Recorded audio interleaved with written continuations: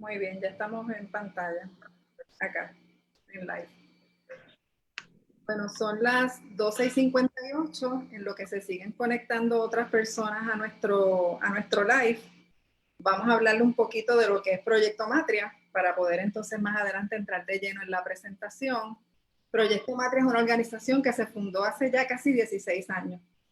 Y nos fundamos como organización con el objetivo de brindar alternativas de vivienda transitoria y desarrollo económico a mujeres que estaban en situaciones de violencia doméstica y que por situaciones de pobreza sentían que no tenían una puerta de escape. De hecho, los albergues y las organizaciones con las que nosotras trabajábamos antes de crear Matria, ya habíamos identificado que una mujer podía estar 3 meses en un albergue, salía del albergue y de momento regresaba con la parte agresora. Y una de las preguntas que nos planteábamos y que las mismas mujeres nos contestaban era ¿por qué regresa? Si sabían que no era un espacio seguro. Pues bueno, porque ese espacio a lo mejor no era seguro para ellas, pero era un techo, era un espacio donde había cierta seguridad económica que no tendrían por cuenta propia. Quienes hemos vivido en pueblos pequeños sabemos que inclusive es muy común en zonas de pobreza que la gente comparte el patio del suegro o la suegra, o sea, en las parcelas y en esos espacios más pobres de nuestro país está muchas veces la casa de la familia y ahí los hijos y las hijas siguen construyendo. Eso por dar un ejemplo de las múltiples situaciones que pueden vivir mujeres en situaciones de pobreza y que le impiden salir de una relación porque no tienen a dónde ir. Así que en el año 2004 se fundó Matria con esos dos objetivos y en estos 16 años hemos aprendido en cantidad sobre modelos internacionales para erradicar la violencia hacia las mujeres, sobre las cosas que viven las mujeres en Puerto Rico y que ellas mismas nos han ido enseñando en el proceso de servicio, sobre los modelos que funcionan y no funcionan a la hora de trabajar respuestas. Hemos aprendido cómo es que el gobierno se mueve en distintos momentos a la hora de coordinar esfuerzos para erradicar la violencia y cómo en algunos momentos esas respuestas han sido efectivas y asertivas y en otros momentos, por gobiernos que están respondiendo a determinadas ideologías, simplemente se deja desaparecer el trabajo que se había hecho antes. Así que bueno, bienvenidas y bienvenidos a este live de Proyecto Matria. Hoy vamos a hablar precisamente de una respuesta coordinada a la violencia hacia las mujeres y nos vamos a preguntar y nos vamos a contestar junto a ustedes quiénes deben ser parte de esa respuesta.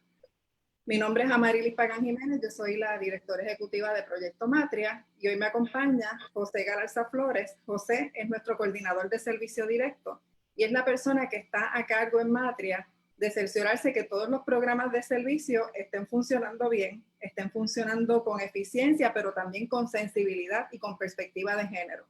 En Matria tenemos actualmente un programa de vivienda transitoria que se enfoca en personas de las comunidades LGBT que sufren violencia de género y que han perdido su vivienda por eso.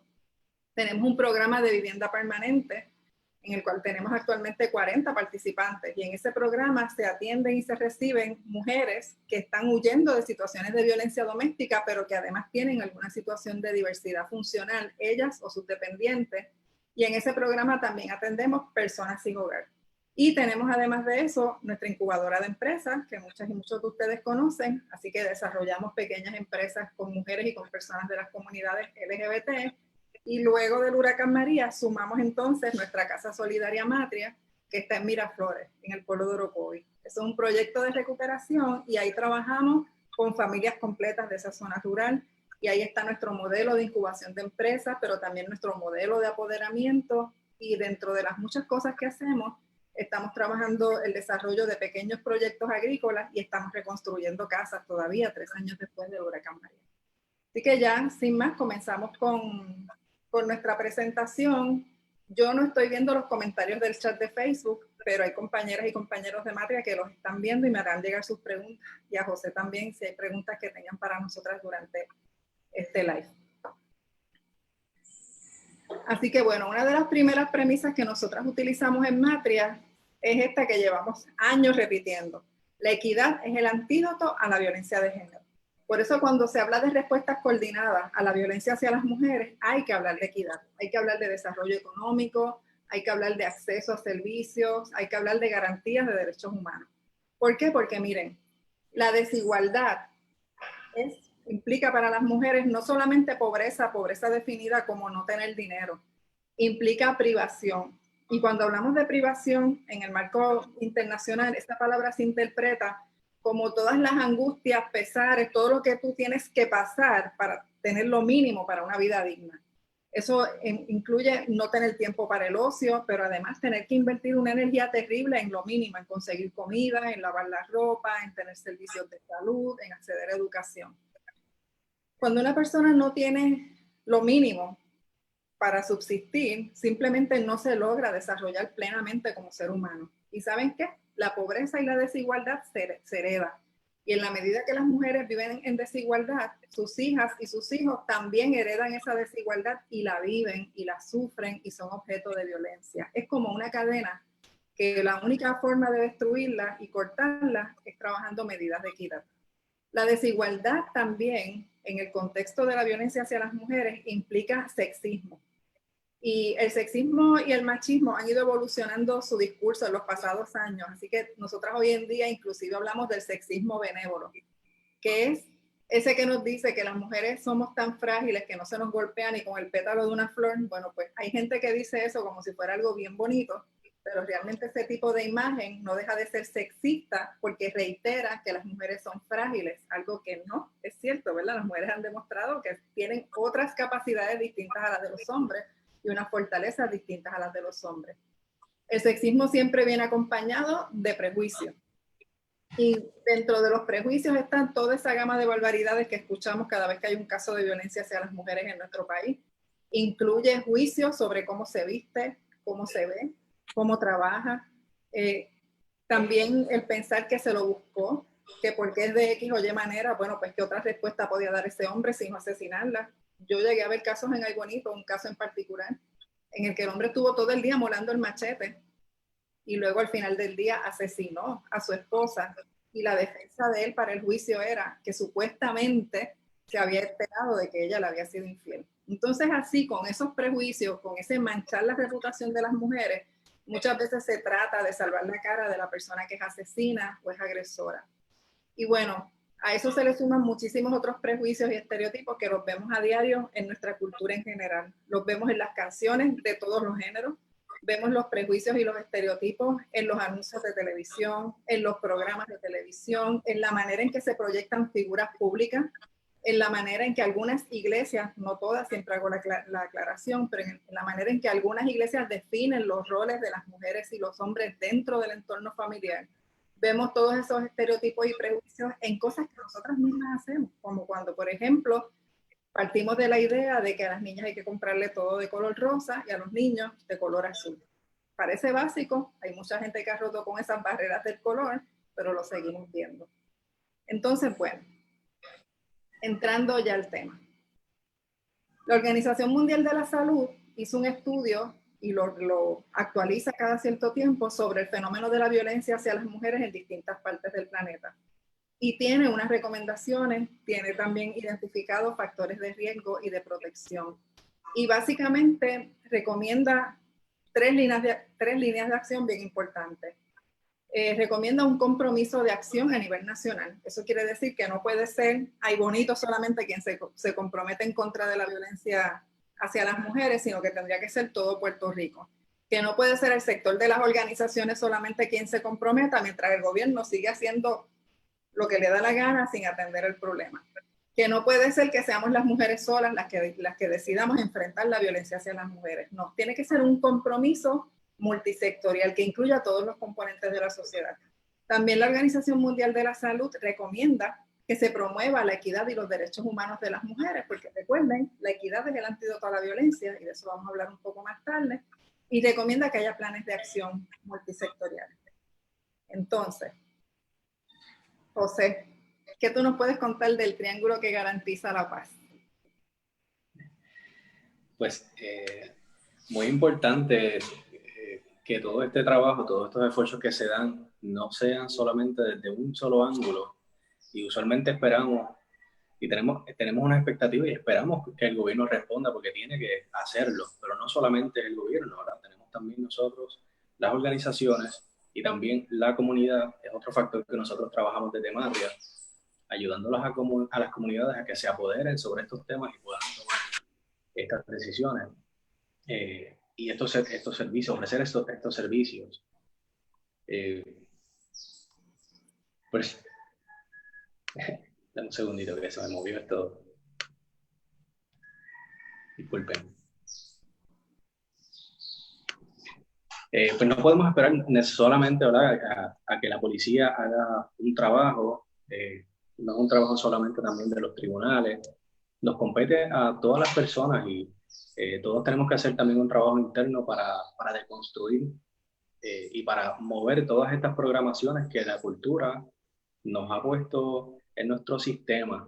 La escuela nos ha programado, la religión, los estilos de crianza en nuestros hogares, los estilos de los cuidadores también que tuvimos y sus expectativas, la televisión, las redes sociales y todo lo que nos hemos estado enfrentando y van construyendo unos supuestos sobre las masculinidades y las feminidades y sobre qué expectativas nosotros debemos tener y qué actitudes debemos estar asumiendo.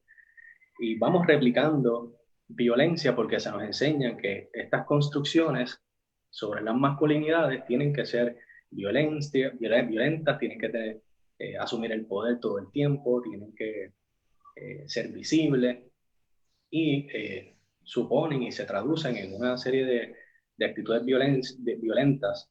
Y esto se puede trabajar y se puede combatir solamente con la educación. Y no todo el mundo tiene acceso a educación, ¿verdad? No todo el mundo tiene acceso a educación de calidad tampoco. Así que este es el lado también en que el Estado tiene una responsabilidad bien grande, que es quien puede proveer educación equitativa, justa y accesible para todo el mundo. Por eso es tan importante que las instrumentalidades del Estado puedan implantar un sistema basado en una enseñanza con perspectiva de género para que pueda llegar a todo el mundo, para que todas esas programaciones que van creciendo desde los niños, que van desde pequeños formándose, vayan teniendo unas miradas totalmente distintas sobre estas desigualdades y que luego no se traduzcan en violencia, que no se nos den permisos que no debemos tener, por ejemplo, nosotros los hombres o todo el mundo, ¿verdad? Sobre que debamos tener permisos para agredir a otras personas o para aceptar como normal chistes o algunas posturas. Sí. Yo quería comentar sobre la importancia de este triángulo y es la siguiente. Cuando nosotras estamos hablando de un triángulo que garantiza paz, es unir todo esto que José nos estaba explicando ahora. ¿Por qué? Porque las mujeres como sujetos sociales nos movemos en distintos niveles. Nos movemos en el espacio interno, nuestro yo, lo que tenemos adentro, cómo nos vemos a nosotras mismas, cuáles son nuestras expectativas. Pero también nos movemos en el ámbito doméstico. Nuestras casas, sin embargo, no están aisladas, están usualmente en contextos comunitarios. Lo que quiere decir que muy probablemente sea un vecino, una vecina, alguien de nuestro entorno quien primero se dé cuenta que estamos en una situación de violencia y quien primero puede apoyar un intento de salida. Además, desde esas comunidades se refuerzan o se debilitan tanto los estereotipos de género como iniciativas e ideas que ayudan a las mujeres a pararse sobre sus propios pies y a entenderse como personas independientes, capaces de tomar decisiones por sí mismas. Las mujeres también muchas veces en estos contextos, cuando estamos pensando en buscar ayuda, usualmente pensamos ir primero a una organización. En Puerto Rico, tradicionalmente, las organizaciones de mujeres son las que han impulsado toda la legislación relacionada con la violencia doméstica, con el hostigamiento sexual, con los derechos laborales. Ha sido ese proceso organizativo el que ha logrado que a nivel de gobierno se adelanten espacios de equidad para las mujeres. Sin ese trabajo, muy probablemente no hubiéramos adelantado nada de lo que se ha adelantado desde los años 70 hasta ahora, hasta el año 2020. Pero además las organizaciones suelen ser vigilantes de lo que está haciendo el gobierno y a la misma vez son un puente con las necesidades de las mujeres a nivel comunitario. Por eso son una parte importante de este triángulo. Y finalmente el gobierno es quien tiene la infraestructura del sistema de justicia y tiene la infraestructura del sistema educativo, del sistema de salud y tiene un poder de regulación, más tiene un acceso a recursos tales que a la hora de la verdad debería ser quien participara como eje de todas las otras iniciativas para prevenir la violencia hacia las mujeres. De hecho, la Organización Mundial de la Salud reconoce cuando habla de que es necesario un trabajo multisectorial, que tiene que haber ese triángulo de trabajo en el cual distintos sectores sociales puedan converger, puedan unirse, puedan trabajar visiones en común y también discursos y estrategias en común. Eso es a eso es a lo que nosotras nos referimos cuando hablamos de ese triángulo que garantiza paz y que cubre todo lo que nos estaba diciendo José, desde educar a nuestra niña hasta garantizar espacios en comunidades y en otros lugares para que las mujeres tengan equidad y tengan paz. Parte del estudio de la Organización Mundial de la Salud, uno de los hallazgos importantes es que las mujeres prefieren ir a los espacios informales. Lo acabo de mencionar, pero quería resaltarlo.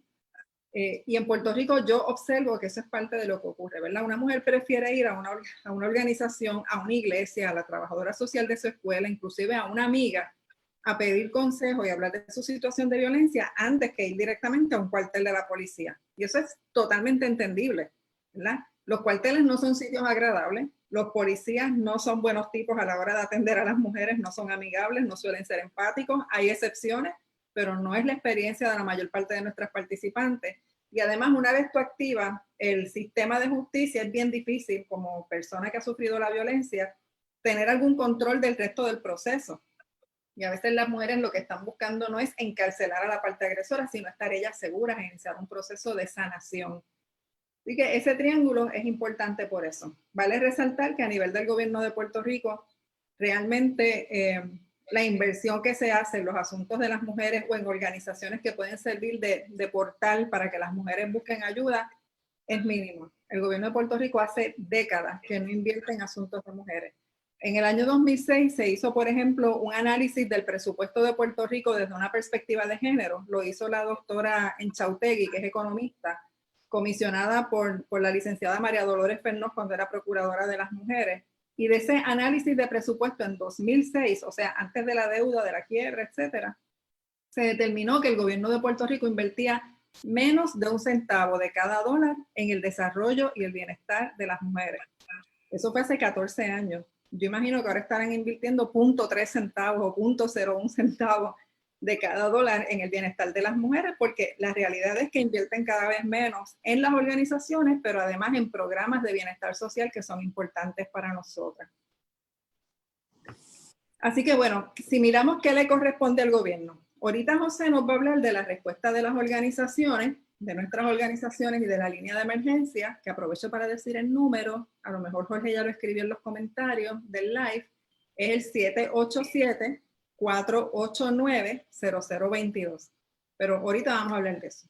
¿Qué le corresponde al gobierno según los modelos internacionales, según las recomendaciones que nosotras le hemos sometido a todos los gobernadores y gobernadoras de los pasados años y más recientemente a la gobernadora Wanda Vázquez, recomendaciones a las que por supuesto no le han hecho caso? Pero bueno, al gobierno le toca, primero que nada, recopilar datos estadísticos. Si tú no sabes cuáles son los niveles de violencia hacia las mujeres, ¿cómo vas a tomar decisiones, verdad? Y las estadísticas en Puerto Rico son un problema grave. A tal punto que el año pasado, en el 2019, Proyecto Matria junto a Kilómetro Cero, con el apoyo económico de Oxfam América, hicimos una investigación sobre los feminicidios en Puerto Rico y tomamos un periodo de tiempo. Evaluamos los feminicidios en Puerto Rico entre el año 2014 al 2018. Y los hallazgos fueron terribles en términos de la acción gubernamental. No están registrando todos los feminicidios. Cuando los registran, a veces están mal clasificados. El gobierno de Puerto Rico no reconoce la categoría de feminicidio, por lo tanto hay que pescar los casos, ¿verdad? En distintas categorías en las que los clasifican. Las estadísticas del gobierno están subreportadas. Hay años en los que reportaron un 26% menos de feminicidios de los que realmente ocurrieron en la isla. ¿Y cómo nosotras supimos eso? Bueno, porque parte de la investigación se basó en los datos recopilados por la compañera Carmen Castelló de seguimiento de casos, que lleva años haciendo un trabajo importantísimo y de manera voluntaria de recopilar a través de recortes de prensa todas las noticias relacionadas con asesinatos de mujeres. Cuando nosotras hablamos de feminicidios, no estamos hablando solamente de los asesinatos en casos de violencia doméstica. Estamos hablando de todo caso en el que una mujer haya sido asesinada y pensemos o creamos que está dentro de las causas el mero hecho de haber sido mujer. Eso incluye asesinatos en medio de agresiones sexuales, asesinatos de los matricidios. Hay distintos casos que caen bajo la categoría de feminicidio y que nuestro gobierno no registra. Así que si no registra los feminicidios, mucho menos debe estar registrando las estadísticas de violencia doméstica y agresión sexual. En el año 2011, cuando la División de Derechos Civiles del Departamento de Justicia Federal evaluó la policía, señaló que había fallos en las estadísticas de ambos tipos de casos, de violencia doméstica y agresión sexual. Al día de hoy, estamos convencidas que esos fallos siguen existiendo. El gobierno tiene como deber primario, o sea, su razón de ser como gobierno, la única razón por la que una debería aceptar que gente tan inepta como la que está en el gobierno de Puerto Rico tenga algo de poder sobre nosotras es porque se supone que garanticen los derechos humanos. Pero en Puerto Rico hay una crisis de derechos humanos desde hace décadas y últimamente sabemos que está peor, al punto de que tuvimos que demandar al Departamento de Educación para que abran los comedores escolares y garanticen alimentos, que es algo básico para los seres humanos, a las niñas y niños y a la gente en pobreza de nuestro país. Al gobierno también le corresponde establecer los protocolos en agencias claves como la policía, el Departamento de Justicia, el Departamento de Salud, Vivienda y Educación. ¿Por qué agencias como esas y aún otras más? Porque por todas esas agencias pasan mujeres que pueden estar en situaciones de violencia doméstica y lo que se recomienda es que en todas esas agencias el personal esté preparado para cernir e identificar los casos y poder hacer referidos a servicios, ya sea en otras agencias de gobierno como en organizaciones sin fines de lucro. Al gobierno también le corresponde mantener una política de cero tolerancia a la violencia de género. Los estudios internacionales nos dicen que en los países donde eso está claramente definido, donde la gente desde afuera ve al gobierno y dice aquí no se tolera la violencia hacia las mujeres, los índices de violencia bajan. Aquí, sin embargo, lo que tenemos es una actitud de tolerancia, ¿verdad? De buscar excusas para no manejar los casos, de tener dentro del propio gobierno agresores y agresoras. Uno de los casos más recientes es que la persona que dirige Puerto Rico BOAD, la organización que tanto ha defendido el Departamento de Educación como organización disque para repartir alimentos, está demandado por agresión sexual por una empleada. Y el gobierno no ha dicho nada sobre eso a nivel público, no ha habido una expresión. Lo otro que al gobierno le corresponde es la prevención primaria. Y cuando hablamos de prevención primaria, estamos hablando de educar para la equidad. La educación para la equidad en el sistema de educación pública que mencionó José ahorita. Eso es algo a lo que el gobierno se ha negado consistentemente y le ha comprado el discurso a ese sector fundamentalista religioso que insiste en que a sus hijos los educan ellos con sus valores cristianos. Algo que no tiene ninguna lógica, porque es decir que son las mismas partes agresoras las que van a educar a los niños para la equidad y a las niñas. Eso no va a pasar, al contrario, les están educando para la desigualdad y para la violencia. El gobierno ahí está fallando también. Y finalmente, algo que le corresponde al gobierno es facilitar coordinaciones interagenciales. Eso en Puerto Rico se hizo por varios años. Aquí nuevamente tengo que mencionar a María Dolores Fernández cuando era procuradora de las mujeres.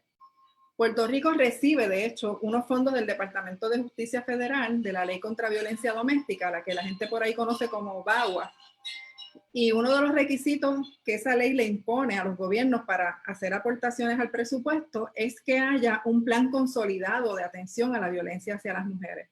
Y por muchos años existía una mesa de trabajo amplísima donde nos sentábamos organizaciones, personas de la sociedad civil y personas de las agencias de gobierno a evaluar la situación de violencia hacia las mujeres, discutir problemas, buscar soluciones, implementarlas y volver a evaluar. Eso era un trabajo maravilloso.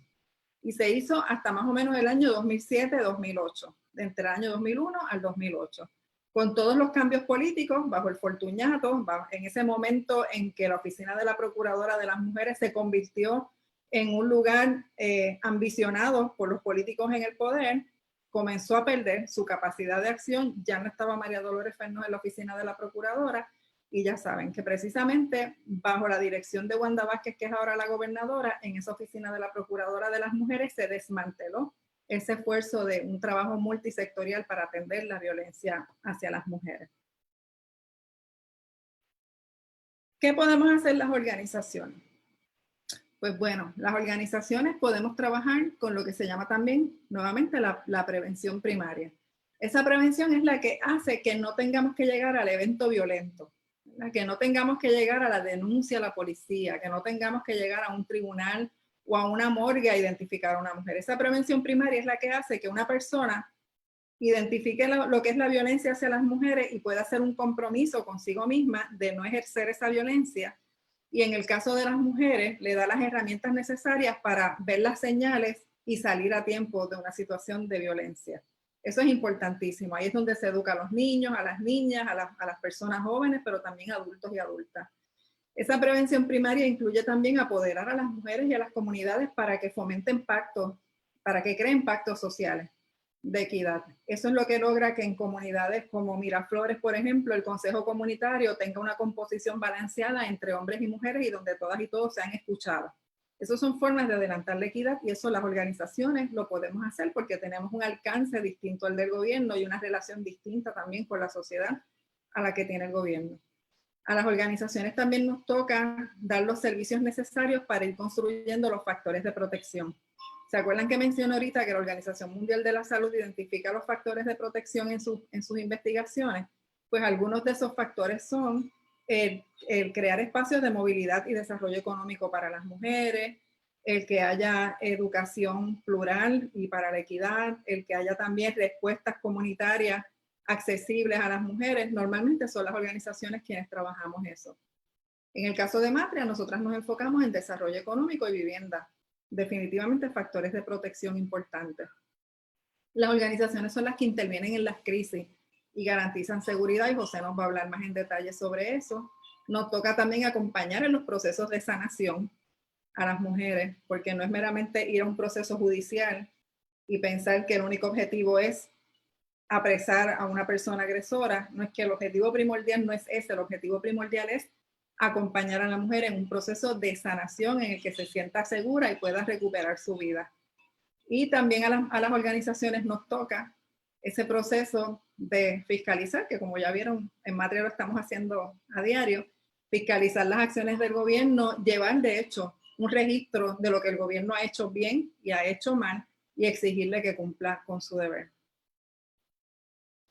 Y bueno, en el último live habíamos hablado sobre las comunidades, qué podemos hacer desde las comunidades. Nosotras tuvimos un proyecto que se llamaba los Coloquios Comunitarios por la Paz y Seguridad de las Mujeres. Y en esos proyectos nosotras trabajamos con personas de comunidades para que pudieran entender que también tienen un rol de prevención primaria, que pueden actuar a favor de la equidad, que pueden tomar decisiones siempre dándole espacio a las voces de niñas y niños, de mujeres y hombres, que pueden también fomentar espacios seguros, espacios en los que una niña o una mujer sepa que no va a ser agredida ni por un vecino, ni por su esposo, ni por nadie de su familia, porque la comunidad no lo va a tolerar. Las comunidades pueden observar las señales y dar la voz de alarma cuando sea necesario. Pueden tener planes de seguridad y tener una red comunitaria que ayude a una mujer a salir de una situación de violencia. Pueden apoyar a las víctimas y pueden rechazar claramente la violencia hacia las mujeres. De hecho, una vez yo estuve hablando con una persona que me decía, deberíamos tener rótulos en nuestra comunidad que diga, aquí no se tolera la violencia hacia las mujeres. Sobre este tema vamos a hablar en más detalle la semana que viene con Tamara Romero, que es nuestra coordinadora de alcance comunitario en Miraflores.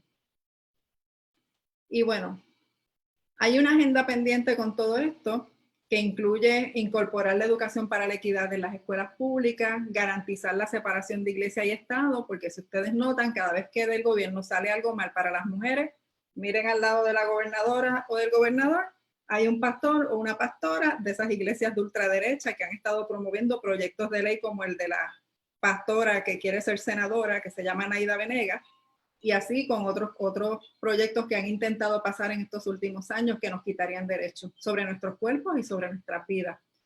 También nos toca retomar y garantizar derechos humanos pendientes tales como la vivienda, el alimento, la salud y la educación, que siguen estando en una situación de extremada fragilidad. En la mesa social, ahora con este tema del coronavirus, hemos hablado de eso. Nos toca ocupar más espacios de poder. No puede ser que la legislatura y las agencias de gobierno sigan en manos mayoritariamente de varones, porque eso no es un mensaje de equidad, eso sigue siendo un mensaje que se le envía a las niñas y a los jóvenes de un país en el cual los hombres siguen mandando y siguen mandando desde una agenda machista. No habría ninguna objeción con hombres que apoyen la equidad. El problema es cuando esos hombres son como el presidente del Senado, Rivera Schatz, como el presidente de la Cámara, Johnny Méndez, y otros líderes que tenemos por ahí que fomentan agendas machistas y violentas hacia las mujeres y hacia el país en general. Y bueno, tenemos como agenda también crear planes nacionales coordinados para adelantar la equidad y garantizar la seguridad. Hay planes ya que se ejecutan desde coaliciones como Coordinadora Paz para la Mujer, desde la red de albergues, pero todavía eso necesita un trabajo mucho más amplio que permita que en esa mesa de trabajo se sienten sectores que tradicionalmente no son parte de nuestras aliadas y aliados. Y bueno, José, ahora te entrego a ti el resto de la presentación. Te toca. Muy bien, pues en esta misma triada de gobierno, organizaciones y comunidad, nosotros en Proyecto Matria, desde las organizaciones hemos desarrollado una campaña llamada Estamos para ti, y es un junte de organizaciones que trabajan tradicionalmente y desde hace muchos años con estas poblaciones y con el manejo de todas estas modalidades de violencia, y se han unido en una línea telefónica que es el 787-489-0022, es la misma que menciona Marilis, y está disponible 24 horas los 7 días de la semana. Creamos un protocolo bien sencillo para trabajar esto, partiendo de que la persona es la persona quien decide, ¿verdad? Son las mujeres que viven estos procesos quienes conocen cuál es el momento adecuado para salir. Y este es un proceso que se ha estudiado mucho a través de los años, el proceso de resistencia de las mujeres en todo este proceso en el que a veces les toma mucho tiempo en lo que van fortaleciéndose y toman la decisión. Pues nosotros respetamos esa decisión, esa determinación de las personas, así que creamos este protocolo que consiste en que la persona llama, le damos la oportunidad que la persona hable y que nos diga si quiere solamente recibir una orientación, quiere que le escuchemos, tiene la oportunidad de decidir incluso no decirnos su nombre, ¿verdad? Para que esté segura. Una de las razones por las que las personas muchas veces no buscan ayuda al gobierno o a la policía es porque pueden tener personas allegadas que estén en esos escenarios y eso les puede significar un factor de riesgo adicional. También el que la policía vaya hasta sus casas o a sus comunidades. Eso puede tener otros factores de riesgo o les puede detonar otras modalidades de violencia que existan en la comunidad. En estos 3 pasos, ¿verdad?, del protocolo de atención, pues se recibe la llamada, se establece la relación profesional y se le permite a la persona hablar. Se establece, se le hace la pregunta, ¿verdad?, y si quiere que le escuchemos y le da la orientación. Y el otro es que se establece una pregunta, una palabra clave de seguridad. Cosa de que si la persona tiene que cortar la llamada y vuelve a llamar nuevamente, nosotros saber qué era esa persona. Podemos, una clave, una palabra clave puede ser silla blanca, lo que sea, la persona la escoge y la persona decide. Quizá la persona no está lista para tomar una decisión en el momento, simplemente recibe la orientación, eventualmente busca ayuda, pero si la persona está disponible para buscar la ayuda en ese momento, se le hace una evaluación de índice de letalidad, que es un instrumento que tenemos nosotros en Matria y que estas organizaciones que están trabajando en la línea, que son 6, lo están trabajando también. Pues este instrumento nos da una prueba empírica, nos da una información importante para nosotros compartir con la persona que está pasando por esta experiencia y que sepa qué nivel de peligrosidad tiene en su proceso. Y eso nos lleva a establecer un plan de seguridad. ¿Qué es un plan de seguridad? Pues son medidas que la persona puede tomar o que se proyecte, se visualice en caso de que ocurra un evento de vulnerabilidad adicional para su proceso, ¿qué puede hacer? Y ese proceso sale de la persona, así que vamos nosotros buscando que la persona reflexione sobre su proceso y vaya desarrollando ese plan y lo haga de forma concreta. Muchas veces en esta llamada lo que tenemos son minutos, porque durante esta situación de la pandemia, por ejemplo, las personas llaman cuando tienen el momento, que la otra parte, la parte agresora salió un momento, unos minutos, una hora, así que es un lapso de tiempo rápido en que se hace todo esto. Si la persona necesita tramitar alguna orden de protección, pues se le colabora también con el proceso de tramitar una orden de protección. Incluso un plan de escape, si la persona quiere salir en ese momento, pues se le hace las coordinaciones para transportación y ubicarle en un albergue. Cuando recibimos la llamada en Proyecto Matria, por ejemplo, y nosotros no ofrecemos los servicios que la persona necesita, le canalizamos y le conectamos con otras personas, principalmente de la misma línea de emergencia, y si las personas en la línea no tuvieran los servicios, porque digamos que sea algún servicio que no ofrezcamos, pues entonces referimos a otros lugares. básicamente ese es el proceso, es de 3 pasos, es bien sencillo. Y la experiencia que hemos tenido desde que empezamos el 23 de abril, ha sido una experiencia bien bonita. Sobre 200 llamadas, de esas llamadas en 11 días, 173 es el volumen máximo de llamadas. 68% de las llamadas son con servicio y un 30% de llamadas abandonadas. Las llamadas abandonadas, nosotros podemos entenderlas muy bien porque la persona puede desistir del proceso, respetamos la libre determinación, o la persona puede entender que ya no es seguro continuar la llamada, así que la persona cuelga, nosotros no devolvemos la llamada por seguridad. Y es por esa misma razón también que cuando la persona llama, nosotros no decimos, pues esta es la línea de emergencia, simplemente, hola, mi nombre es tal, ¿cómo te puedo ayudar? Y en ese proceso de cómo te puedo ayudar, tenemos la línea abierta para ofrecer diferentes servicios, desde psicológico, trabajo social, consejería, o soporte, o simplemente escuchar a la persona. A veces esa es la herramienta más importante. Escuchar, crear un vínculo y compartir una información que eventualmente la persona decidirá cuándo es el momento. Han entrado algunas preguntas, me cuenta Jorge, a través de la página. Una de las preguntas es, en caso de haber llamado a la policía para informar un caso de violencia y nunca llegan, ¿qué se debe hacer? Bueno, hay dos cosas con eso. Número uno, que si es una situación de emergencia, es al 911, a donde hay que llamar. Y tanto en el 911 como en el cuartel de la policía, cuando llamen, siempre hay que preguntar y anotar el número que identifica a la persona. El número de placa del policía o el número que identifica a la operadora o al operador del 911. Además, cuando una llama al 911, te dan también como un número de caso. Y eso es importante también registrarlo. ¿Por qué? Bueno, porque puedes volver a llamar a dar seguimiento y decir, oye, ¿qué pasó? Llamé a tal hora, no ha llegado nadie. Pero además, si ocurriera algo fatal, porque puede ocurrir si no llegan a tiempo, podemos llamar a radicar una querella, podemos denunciar la situación. Eso no es lo que queremos es que resuelvan. Pero también nosotras hemos aprendido que el sistema de la policía funciona con más eficiencia cuando se saben vigilados y vigiladas. De hecho, si una llama a un cuartel y te contesta un retén y te dice, yo no puedo atender esa querella porque la que tiene que llamar es la mujer. Eso hacen a veces. Tú ves que están destrozando la casa de al lado y te dicen que tiene que llamar ella. Pues además de preguntar el nombre y el número de placa del policía, hay que decirle, ¿sabes qué? Comunícame con el sargento o con el teniente a cargo de este cuartel. Y eso hace que inmediatamente se activen, ¿ok? Eso es bien importante. Hay que saber que quien te atiende el teléfono la primera vez es una persona muy probablemente de baja jerarquía dentro de la policía que está tomando decisiones por su cuenta. Hay unos protocolos en la Policía de Puerto Rico, hay unos protocolos en el Departamento de Justicia y por eso es tan importante cuando llamemos siempre anotar con quién hablamos, a qué hora hablamos y qué nos dijo y pedir la próxima persona en jerarquía si no responden como le estamos pidiendo que respondan. Hay otra de las preguntas aquí. Vamos a ver. Si la línea de ayuda está disponible para cualquier persona que sea víctima de violencia de género, yo creo que José más o menos la contestó y pregunta los procedimientos una vez se solicita ayuda. Yo creo que lo contestaste, ¿verdad, José? No sé si quieres añadir algo sobre esa parte de los procedimientos una vez la persona llama. O... Sí.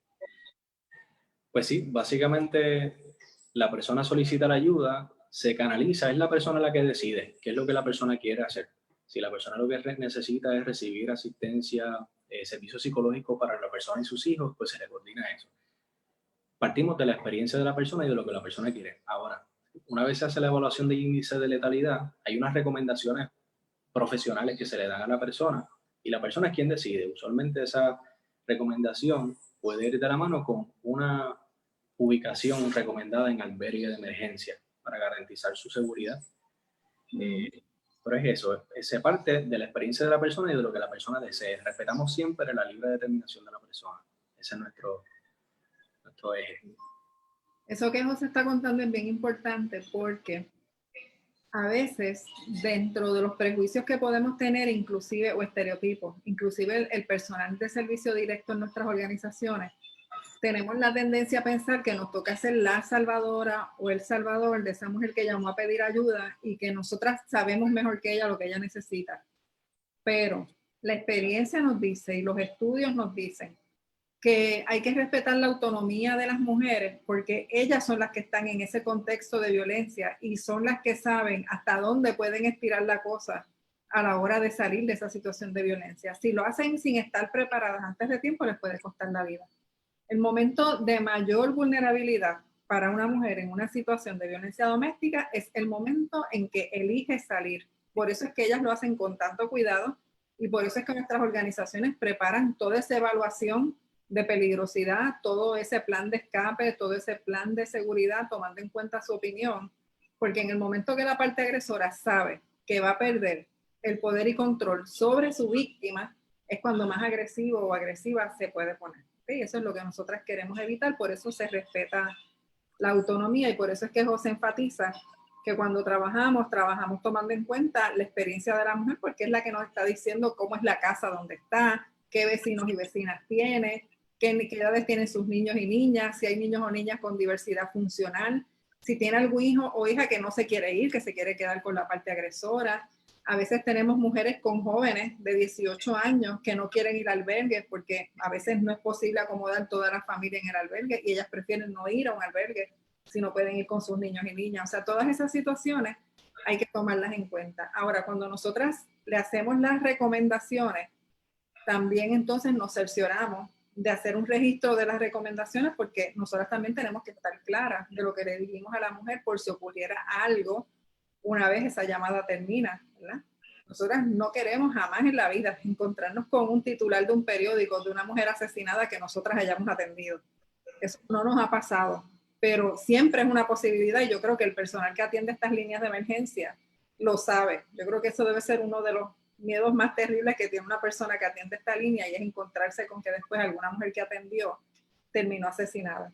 Y para evitar eso es que se toman entonces se siguen todos estos protocolos de seguridad y se trata con mucho cuidado el caso. Van a notar también que es muy raro que de nuestra línea se devuelva una llamada. José, yo quisiera que tú explicaras eso, ¿verdad? Porque a veces hay gente que piensa, y lo he visto en algunas notas en Facebook, por ejemplo, una mujer escribió que no se le había devuelto una llamada. Es que es un asunto de seguridad. Nosotras no sabemos en manos de quién está ese teléfono cuando devolvamos la llamada y mucho menos vamos a contestar posts en Facebook relacionados con llamadas a la línea, porque es otro asunto de riesgo. José, si puedes hablar un poquito sobre eso. Y cuando entra la llamada, aparte de este mismo protocolo, le explicamos a la persona que llama que no devolvemos llamada por seguridad porque no sabemos quién va a contestar esa llamada cuando devolvamos la llamada. Usualmente, cuando la persona aprovecha para llamar, es porque encontró ese espacio que es seguro, o que la persona está durmiendo, o que la persona está afuera, o salió, y sabe que es seguro hablar. Y le damos la posibilidad a la persona que incluso cambie de opinión, o que mira, cuelga, cuando vuelves a llamar nos dices esa palabra de seguridad. Si nosotros llamáramos a la persona y nos contestara la parte agresora, ¿qué podría pasar? Pues muchos factores de riesgo. No tenemos control de lo que pudiera pasar. O incluso no decimos el nombre de la línea por eso mismo. Si de momento la parte agresora encontrara ese número en el teléfono de la persona y llamara, ¿a qué va a llamar? Va a llamar a un sitio que le están diciendo que es una línea de emergencia. Y entonces, espérate, ¿por qué llamaste a ese sitio que es una línea de emergencia? O sea, son factores protectores que incluimos en nuestro protocolo para evitar esos factores de riesgo. Sí. Sí, yo creo que... Estaba leyendo un mensaje de Aneli, que es nuestra compañera que está a cargo del live, lo vi ahora, pero que se explica porque ahorita se frisa un poquito la pantalla, es que en este país la luz se va cuando menos te lo imaginas y se le fue la luz un momento y tuvo que reconectar con un hotspot y ella es la que está a cargo de tener el live vivo, pero se resolvió. Gracias, Aneli. La otra pregunta que había estaba relacionada con estoy buscando aquí las preguntas, se me perdieron, pero la pregunta era básicamente qué es lo que le toca hacer al gobierno para prevenir la violencia y qué modelos se han usado en otros países y cómo ha funcionado. Pues bueno, lo que nosotras hemos visto es que en los países en los que hay mejores garantías económicas para las mujeres. Por ejemplo, cuidado garantizado para mujeres que trabajan. Incentivos para que si se quieren quedar en la casa con sus niños y niñas un tiempo se puedan quedar sin pasar penurias económicas, donde se fomenta la educación para las mujeres, donde hay mayor representación a nivel de gobierno, donde además de eso los sistemas de justicia funcionan con agilidad, con protocolos que no culpabilizan a las víctimas, donde los sistemas educativos atienden el asunto de equidad de género. En esos países hay menores estadísticas de violencia hacia las mujeres. Por eso, si regresamos al principio de la presentación, cuando hablábamos de la Organización Mundial de la Salud, y yo decía que el gobierno tendría que cumplir con unas cosas que en Puerto Rico no ocurren, todos esos elementos que mencionamos, que déjame ver si puedo subir aquí de nuevo hacia allá, en lo de qué le corresponde al gobierno, todas esas son recomendaciones que se da a nivel internacional porque ya la han visto en función en otros países del mundo donde han logrado minimizar el riesgo de violencia hacia las mujeres. En los países donde hay también una alta presencia de grupos fundamentalistas religiosos, y ya saben que el fundamentalismo no es solamente cristiano, ¿verdad? Puede ser musulmán, puede ser judío, puede ser de otras religiones a través del planeta. En la medida que existen esos espacios en los que se mezcla la religión con las decisiones gubernamentales, los índices de violencia hacia las mujeres aumentan también, porque hay una visión rígida de los roles de género. No sé si hay más preguntas adicionales, vamos a ver. De lo contrario, nosotras no queremos que estos lives sean muy largos, porque sabemos también que la gente tiene muchas cosas que hacer y que hay como una invasión de lives últimamente y de webinars, y que a veces puede ser un poco agobiante. Nosotras queríamos poderle dar una información bien puntual que sirva para próximas acciones, tanto de las comunidades como de Matria, y para que puedan ir viendo también cómo es que funciona nuestra línea de emergencia. Parece que no hay más preguntas. Jorge está aquí escribiendo. Si no hubiera más preguntas, José, algo que tú quieras añadir antes de que terminemos con el live. Sí, pues nada, tocar base un poquito. También tenemos el número de teléfono 787-704-2222, que es el teléfono de Proyecto Matria, que está de 8 de la mañana a 4 de la tarde. Y nosotros, para trabajar otros temas relacionados con los programas de vivienda y de apoderamiento, que fueron los programas que mencionó Marilis al principio, 787-704-2222, y la línea de emergencia es 787-489-0022. Estamos para ti. Y no quiero cerrar sin reconocer el trabajo de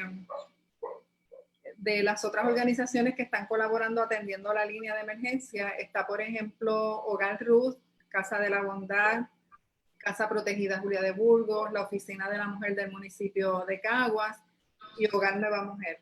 Todas esas organizaciones junto a Matria están contestando esta línea de emergencia y todas tienen servicios y experiencias distintas. Así que van a haber estilos distintos de atender las llamadas, pero los principios siguen siendo los mismos: la evaluación de peligrosidad, el análisis de la situación, recomendaciones, planes de seguridad y ofrecimiento de servicios que la mujer necesite.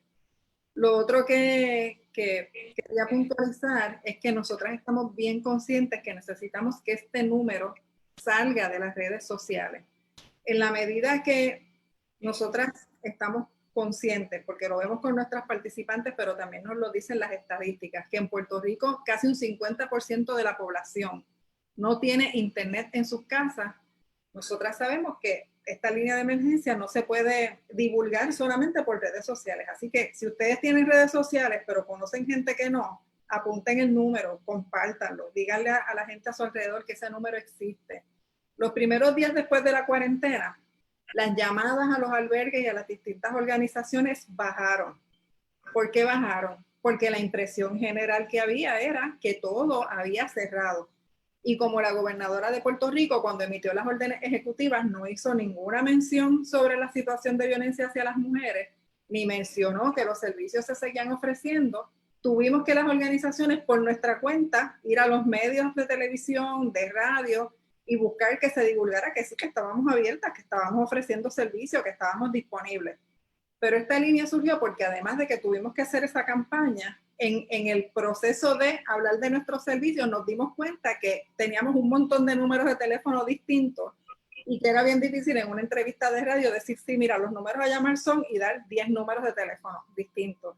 Y decidimos crear un solo número, que es ese 489-0022, para a través de un solo número poder acceder a los servicios de nuestras organizaciones.